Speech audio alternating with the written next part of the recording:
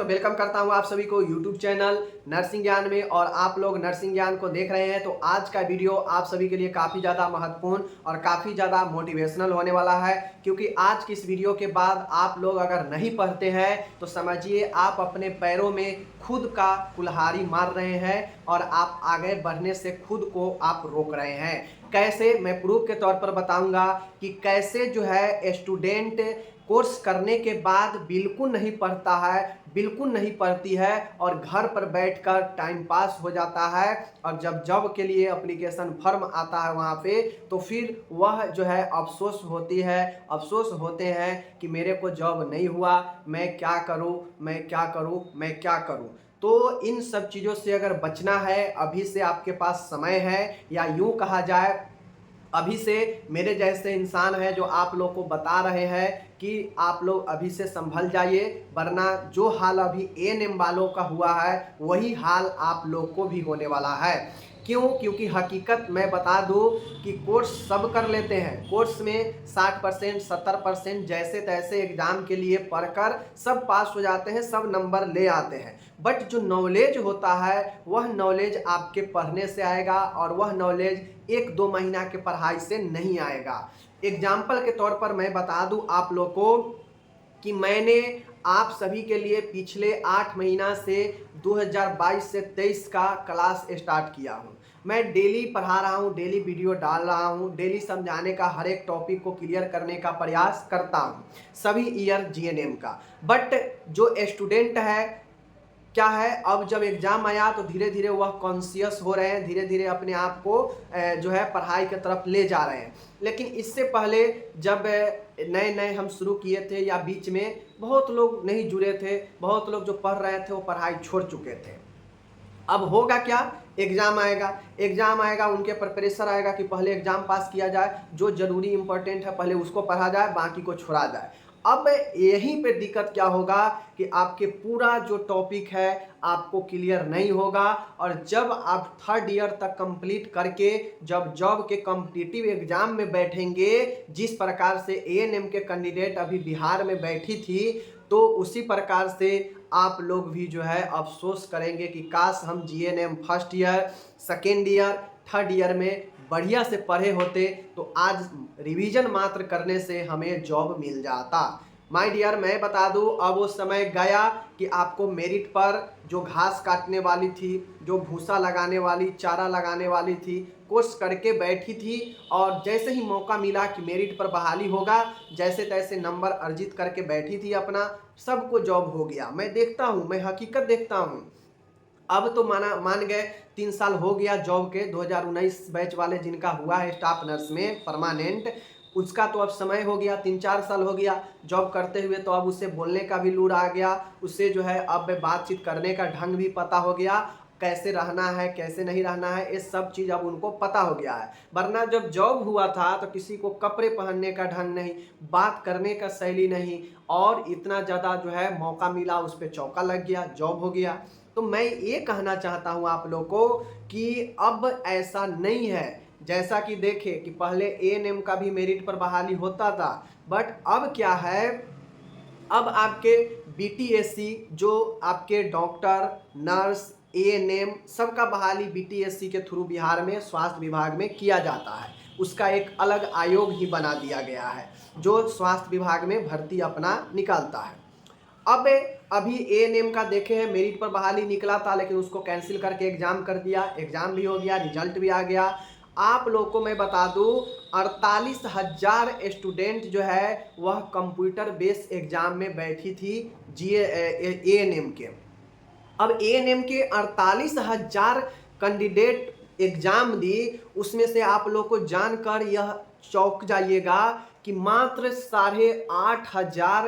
8,500 8700 candidate ही अपने category को qualify कर पाई, कट ऑफ भी नहीं पार कर पाई। अभी उसे जो पास करने के लिए जो क्वालिफाइड है, जो कट ऑफ मार्क रखा जाता है सभी एग्जाम में मिनिमम, उस मिनिमम को मात्र 8,000 स्टूडेंट पार कर पाई और लगभग 40,000 38,000 स्टूडेंट सिर्फ कट ऑफ मार्क से बाहर अंदर में ही रह गई। तो समझ सकते हैं कि पढ़ाई जीरो था। पढ़ाई क्या था? जीरो था। समझ गए। यानी 100 में से 82 ऐसे कैंडिडेट है एएनएम में जिसका कंपटीशन एग्जाम हुआ था। ऑब्जेक्टिव में टोटल के टोटल एएनएम सिलेबस से ही पूछा गया था, तो उसमें 82% स्टूडेंट जो है वह अपने कैटेगरी का जो है पार भी नहीं कर पाई कट ऑफ, जो मिनिमम कट ऑफ रखा जाता है सभी एग्जाम में 30, 32, 33%, 40% जनरल के लिए, इतना भी जो है नहीं पार कर पाई। अब समझ सकते हैं कि हम अगर 10th में 30% सबसे कम रहता है ना, कि कम से कम 30% लाइएगा तो ही पास होइएगा, इतना रहता है ना। अगर हम 30% से अगर कम लाएंगे तो फेल हो जाएंगे, उसके बाद तो बात ही नहीं किया जाएगा कि हम किस सब्जेक्ट में कितना लाएं। तो वही था कि सभी आपके कैटेगरी में सेट था कि 30%, 32%, 34%। तो मैं ये बताना चाहता हूं कि 48,000, 47,000 में से 8,000 कैंडिडेट मात्र अपने कैटेगरी को जो है जो रखा गया मिनिमम जो मार्क्स था उसको क्लियर कर पाई, बाकी के सारा जो है फेल कर गई। समझ गए, सारा के सारा डिसक्वालीफाई हो गई।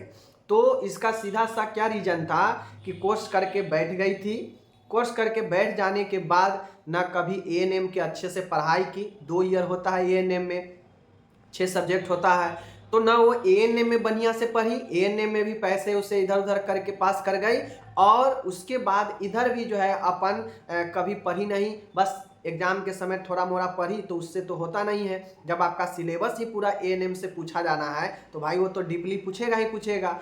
तो ये परिणाम हुआ कि लोग 48 में से 47,000 में से आपके मात्र लगभग 8,500-9 हज़ार कैंडिडेट ही क्वालिफाइड कर पाई, और बाकी का जो है वह सीधा के सीधा अपने घर को चली गई। वैकेंसी कितना था? 10,709, लगभग 10,500-11,000 वैकेंसी थी, और पास कितना हुई, क्वालिफाइड कितना कर पाई? मात्र 8800 कैंडिडेट क्वालिफाइड कर पाई।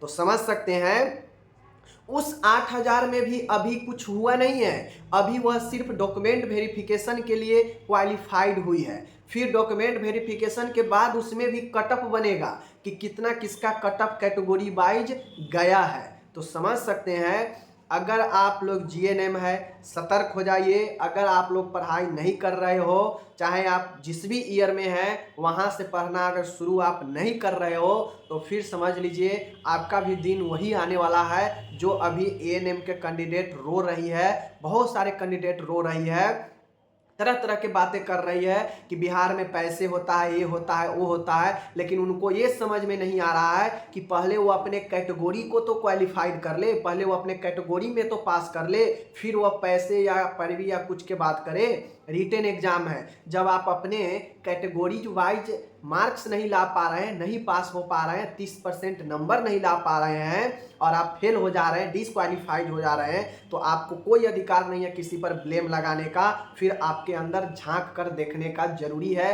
कि आप क्या किए 2 साल एएनएम में, और उसके बाद क्या किए। समझ रहे हैं? तो इसी प्रकार से वीडियो लाने का मकसद मेरा यही है कि आप लोग ध्यान से सुने, और अभी से कॉन्शियस होकर जिस भी ईयर में है वहाँ से पढ़ना शुरू कर दीजिए। जो बीत गया उसको छोड़िए, उसको बाद में पूरा कीजिएगा, लेकिन अभी से पढ़ना शुरू कीजिएगा तो आपका भी बिहार में वही हाल होने वाला है। स्टाफ नर्स का भी जो एएनएम वाले का साथ हुआ, वहाँ भी एग्ज़ाम आपको दिया जाएगा। एएनएम जीएनएम स्टाफ नर्स के लिए भी एग्ज़ाम होंगे, और वहाँ भी आपको क्लियर करके जाना पड़ेगा। और जो लोग नहीं पढ़िएगा, मुँह बा दीजिएगा, फिर कहिएगा कि मेरे तो सारा चीज़ ही लूट गए। तो आप लुटाइएगा तो लूट जाइएगा, कोई नहीं बचाएगा।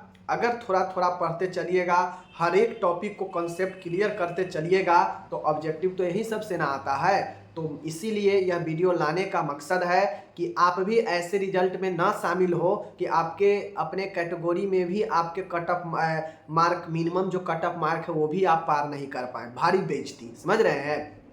तो इसके लिए पढ़ना शुरू कर दीजिए, ज़िंदगी है। अगर अच्छा करियर चाहते हैं, मेरिट लिस्ट को भूल जाइए। मेरिट लिस्ट आएगा, कभी कभी आएगा, जब संविदा पर होगा तो आ सकता है, वरना अब एग्ज़ाम ही लेकर आपको बहाली दिया जाएगा। और बिहार से बाहर कहीं भी जाइएगा तो एग्ज़ाम ही होता है, एग्ज़ाम दीजिएगा। और एग्ज़ाम कब दीजिएगा? जब आपके तीनों ईयर मजबूत रहेगा। ऐसा नहीं कि एग्ज़ाम के दृष्टिकोण से पढ़ लिए तो हमको जॉब भी हो जाएगा।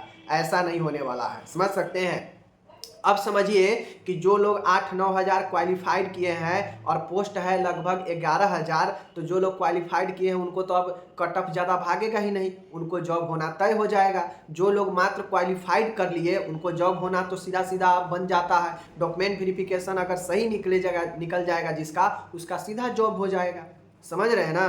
30-35-40% इससे ज़्यादा स्टूडेंट मात्र 8,000 ला पाया है, समझ गए 50,000 में से। तो समझ लीजिए यही था मोटिवेशनल वीडियो कि आप इस चीज़ को समझकर पढ़ना शुरू कर दीजिए।